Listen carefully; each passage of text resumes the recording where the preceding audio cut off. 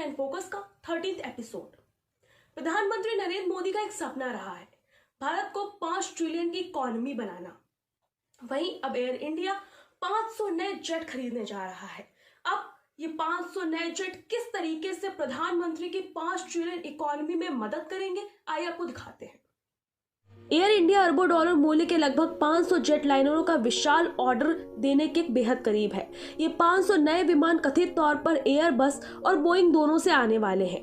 Reports की माने तो एयरलाइन अब टाटा समूह के तहत बड़े पैमाने पर और महत्वाकांक्षी पुनरुद्धार की ओर बढ़ रही है। बताया जा रहा है कि जेट डील को अब फाइनल किया जा रहा है। मीडिया रिपोर्ट्स की माने तो 400 नैरो बॉडी जेट और 100 या उससे अधिक वाइड बॉडी शामिल है, जिनमें एयरबस A350 और बोइंग 787 और 777 भी शामिल है। हालांकि माना जा रहा है कि टाटा समूह बिना डिस्काउंट के इस डील को फाइनल नहीं करेगा, फिर भी यह सौदा अरबों डॉलर का ही होगा। बता दें कि इस संभावित आदेश की रिपोर्ट एयर इंडिया और विस्तारा के विलय की टाटा की घोषणा के कुछ ही हफ्तों बाद आई है, ताकि एक बड़ा फुल सर्विस कैरियर बनाया जा सके और घरेलू और अंतर्राष्ट्रीय दोनों ही क्षेत्रों में अपनी उपस्थिति को मजबूत किया जा सके। यह सिंगापुर एयरलाइंस के साथ एक ज्वाइंट वेंचर था। मीडिया रिपोर्ट्स की माने तो विस्तारा सौदे ने टाटा को 218 विमानों का बेड़ा दिया है, जिससे एयर इंडिया देश की सबसे बड़ी अंतर्राष्ट्रीय वाहक बन गई है। हालांकि अभी भी घरेलू स्तर पर इंडिगो से पीछे है, जो इसे बिजनेस में लीड कर रहा है।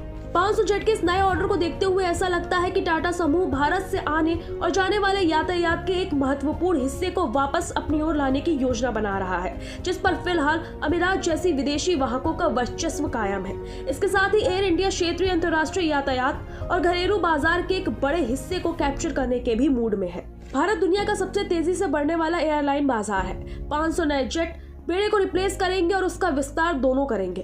इसके साथ ही ये एक ऐसे उपभोक्ता आधार को सर्विस देंगे जो लगातार तेजी से बढ़ रहा है, क्योंकि अब अधिक से अधिक भारतीय उड़ान को एक किफायती और सुविधाजनक यात्रा का विकल्प माना जा रहा है। वहीं अगर इसको अर्थव्यवस्था के नजरिए से भी देखा जाए तो यह डील काफी प्रभावी है। प्रधानमंत्री नरेंद्र मोदी भी अक्सर भारत को 5 ट्रिलियन डॉलर की इकोनॉमी बनाने की बात करते हैं। यह सौदा इसमें भी योगदान देगा। बेशक विशेषज्ञों ने विभिन्न बाधाओं के बारे में चेतावनी दी है, जो एयर इंडिया के फिर से वैश्विक लीडर बनने की महत्वाकांक्षा के रास्ते में खड़ी है। इनमें कमजोर घरेलू बुनियादी ढांचा, पायलट की कमी और गल्फ रीजन में स्थापित अन्य वाहकों के साथ कड़ी प्रतिस्पर्धा का खतरा भी शामिल है। भाजपा ने इस साल गुजरात के विधानसभा चुनाव में ऐतिहासिक जीत रची है। भूपेंद्र पटेल को ही गुजरात का मुख्यमंत्री बनाया गया है।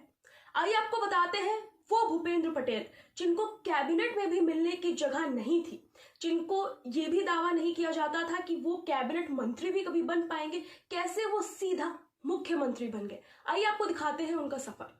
गुजरात विधानसभा चुनाव के नतीजों में भारतीय जनता पार्टी ने ऐतिहासिक जीत दर्ज की है। भाजपा की जीत के रणनीतिकारों में प्रधानमंत्री नरेंद्र मोदी, गृह मंत्री अमित शाह और गुजरात भाजपा के प्रदेश अध्यक्ष CR पाटिल के अलावा एक और नाम है, वो है भूपेंद्र पटेल, जिन्हें नरेंद्र मोदी एक नरम लेकिन दृढ़ निश्चय मुख्यमंत्री बताते हैं। गुजरात के मुख्यमंत्री भूपेंद्र पटेल ने CR पाटिल के साथ मिलकर वो कर दिखाया जिसके लिए बीजेपी हर चुनाव में मेहनत करती रही है, लेकिन इससे पहले सफल नहीं हुई है। जो रिकॉर्ड प्रधानमंत्री नरेंद्र मोदी अपने मुख्यमंत्री काल में नहीं तोड़ पाए, वो भूपेंद्र पटेल ने तोड़ दिया। यह रिकॉर्ड 1985 के चुनाव में मुख्यमंत्री माधव सिंह सोलंकी के नेतृत्व में कांग्रेस ने बनाया था, जब पार्टी ने 149 सीटों को जीता था। अब 37 साल बाद बीजेपी 2022 के विधानसभा चुनाव में इस रिकॉर्ड को तोड़ पाई है। मुख्यमंत्री बनने से पहले भूपेंद्र पटेल पार्टी के समर्पित कार्यकर्ता और विधायक के रूप में जाने जाते थे। जानकार बताते हैं कि मुख्यमंत्री बनने के बाद उन्होंने अपनी लो प्रोफाइल बरकरार रखा और उनकी शैली में खास बदलाव नहीं आया। जब भूपेंद्र पटेल को गुजरात का मुख्यमंत्री चुना गया था तो सभी लोग आश्चर्यचकित हो गए थे। मुख्यमंत्री के तौर पर विजय रूपाणी का चयन भी गुजरात में कम आश्चर्यजनक नहीं था, लेकिन तब वो गुजरात प्रदेश के अध्यक्ष थे और संगठन में उनका एक लंबा करियर था। भूपेंद्र पटेल ने 2017 में पहली बार घाटलोडिया विधानसभा से चुनाव जीता था। ये एक ऐसा निर्वाचन क्षेत्र है जिसे बीजेपी का गढ़ माना जाता है। अगर बीजेपी का कोई भी अनजान उम्मीदवार भी यहाँ से खड़ा होता है तो उसकी जीत तय है। इस लिहाज से भूपेंद्र पटेल की जीत को बड़ा नहीं माना जाता है। हालांकि यहाँ भूपेंद्र पटेल ने 1,17,000 के भारी अंतर से कांग्रेस के शशिकांत पटेल को हराया था। वैसे तो भूपेंद्र पटेल को आनंदी पटेल का करीबी भी माना जाता है और घाटलोडिया आनंदी पटेल का निर्वाचन क्षेत्र भी है। हालांकि किसी को उम्मीद नहीं थी कि उन्हें कैबिनेट में भी जगह मिलेगी, लेकिन जब समय आया तो उन्हें सीधा मुख्यमंत्री बना दिया गया। वैसे तो लोग भूपेंद्र पटेल को दरियापुर का चहेता भी कहते हैं, क्योंकि मूल रूप से उनका परिवार दरियापुर में रहता था। 15 जुलाई 1962 को अहमदाबाद में जन्मे भूपेंद्र पटेल 1987 में भाजपा आरएसएस में शामिल हुए थे। वे मेमनगर में संघ के पंडित दीनदयाल पुस्तकालय से जुड़े रहे। कहा जाता है कि तब अहमदाबाद में तेजी से विकास हो रहा था, तब उनका पूरा परिवार अहमदाबाद आ गया था। 1995 में वे मेमनगर नगर पालिका के स्थायी समिति के अध्यक्ष बने थे। 1999 से 2000 और 2004 से लेकर 2006 में मेमनगर नगर पालिका के प्रमुख भी थे। उन्हें 2008 से 10 में स्कूल बोर्ड के अध्यक्ष और 2015 से 17 तक अहमदाबाद अर्बन डेवलपमेंट अथॉरिटी के चेयरमैन भी बनाया गया था। बीजेपी को एक ऐसे नेता की जरूरत थी जो पार्टी अध्यक्ष CR पाटिल के साथ मिलकर काम करे। उनके इलाके के कार्यकर्ता और परिचित बताते हैं कि भूपेंद्र पटेल हमेशा कहते थे कि मेरा कोई दुश्मन नहीं है। गुजरात में भूपेंद्र पटेल के कार्यकाल के दौरान CR पाटिल की छवि ऐसी बनी कि राज्य में वही सुपर CM है। इस वजह से मुख्यमंत्री के तौर पर भूपेंद्र पटेल की अच्छी छवि नहीं बन पाई।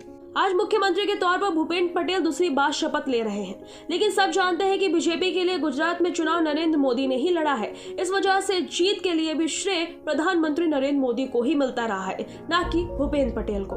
आप इन खबरों को लेकर अपना क्या रुख रखते हैं, हमें जरूर बताइएगा। देश से जुड़ी सच्ची खबरें जानने के लिए आप देखते रहिए टू द वर्ल्ड।